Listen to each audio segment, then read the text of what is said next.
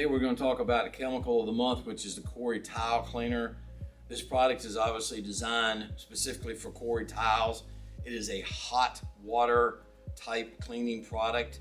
Anytime that you're doing any type of floor cleaning, you want to put your water in your mop bucket first and then add your product to that. This product should be mopped onto the floor.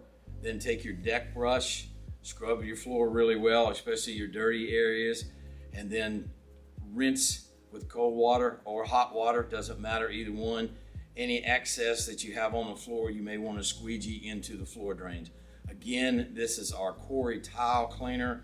For any questions that you may have, contact your local area manager.